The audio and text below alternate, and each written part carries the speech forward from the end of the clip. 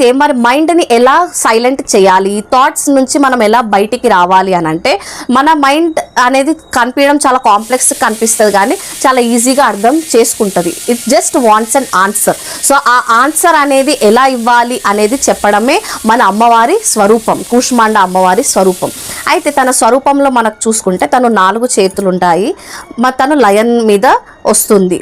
అయితే తన 4 చేతులలో ఏముంటాయంటే, ఒక చేతిలో కమండలం ఉంటుంది, ఇంకో చేతిలో తేనె ఉంటుంది, థర్డ్ చేతిలో లోటస్ ఉంటుంది, ఫోర్త్ చేతిలో బో అండ్ యారో ఉంటుందన్నమాట.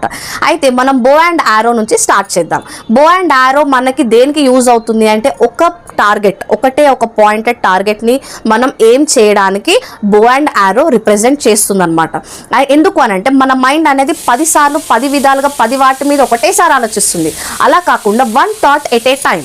సో ఒకటే దాని గురించి మనము ఆలోచించాలి. That is nothing but meditation. So meditation చేసేటప్పుడు ఎలా ఉంటుంది అంటే, మనని ఏమంటారు, మన శ్వాస మీద మనని కాన్సన్ట్రేట్ చేయమంటారు. మన శ్వాస మీద అంటే that is only 1 single action.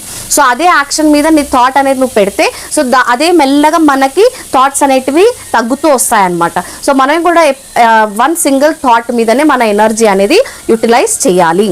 So ఇంకోటి లోటస్. సో లోటస్ దేనికి రిప్రజెంటేషన్, నాన్ అటాచ్మెంట్.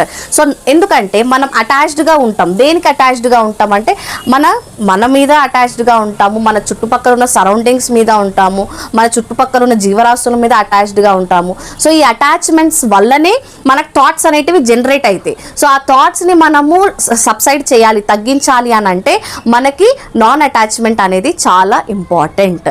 అయితే సరే, మనము ఆలోచిస్తాం, అసలు దేని గురించి ఆలోచిస్తాము అనేది చెప్పడమే. ఒక చేతిలో కమండలం, ఇంకో చేతిలో తేనె. సో కమండలంలో ఉన్న వాటర్ అనేది పాస్ట్ని రిప్రజెంట్ చేస్తుంది. సో ఏదైనా సరే పాస్ట్ని మన